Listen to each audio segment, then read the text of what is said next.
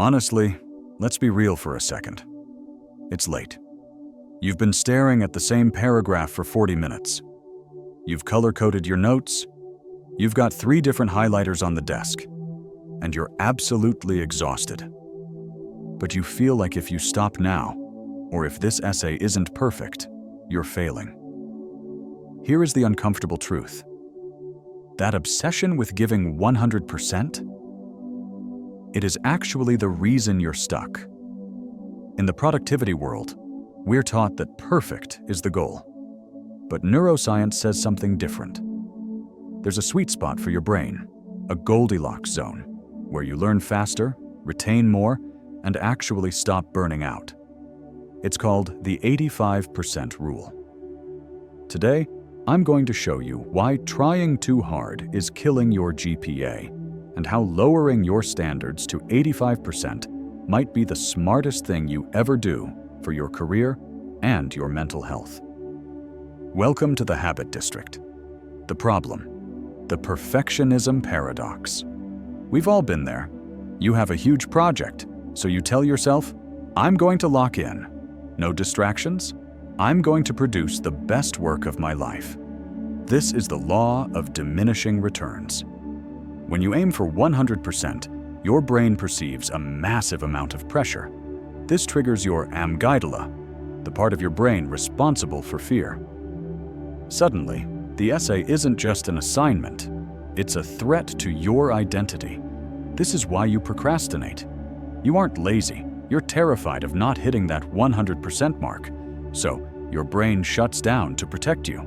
You end up productively procrastinating by cleaning your room or reorganizing your Google Drive because the actual task feels too high stakes to start.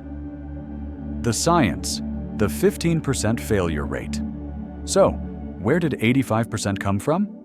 In 2019, researchers from universities like Yale and Princeton looked at how machines and humans learn best.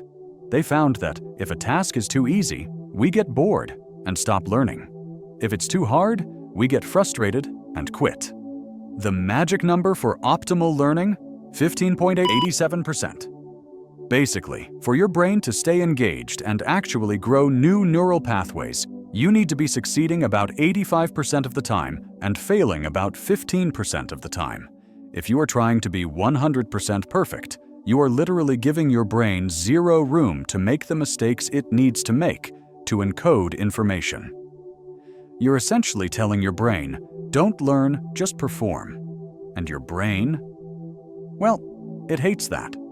The strategy, how to be productively imperfect. So how do we actually apply this without, failing our classes? It's about the 85% intensity shift. Step 1, the B- first draft. When you sit down to write or study, tell yourself, I am aiming for a B-. This sounds sacrilegious, I know. But by lowering the bar, you kill the fear. You get words on the page. You can always edit a B- paper into an A paper, but you can't edit a blank page. Step 2, the 85% effort cap. Apply this to your daily energy. If you operate at 100% every day, you'll crash by Wednesday.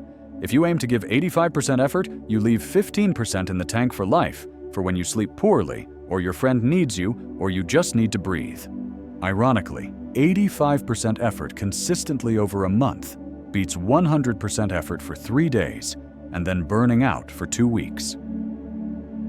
Step 3, embrace the ugly learning.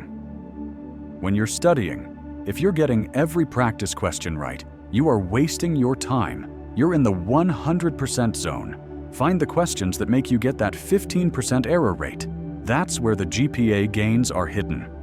The payoff, permission to be human. I know the pressure is high. I know it feels like every grade and every unproductive hour is a disaster. But the 85% rule isn't just about science. It's a permission slip. It's permission to be a human being instead of a machine. When you stop demanding perfection from yourself, you'll find that you actually enjoy your work more. You'll be more creative. You'll be more resilient. Most importantly, you'll actually finish what you start. So, for the rest of today, I want you to try it.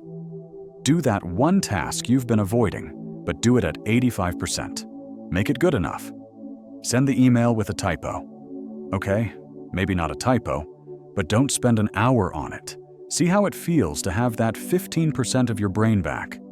If this made you feel a little less stressed, hit that subscribe button and join the Habit District.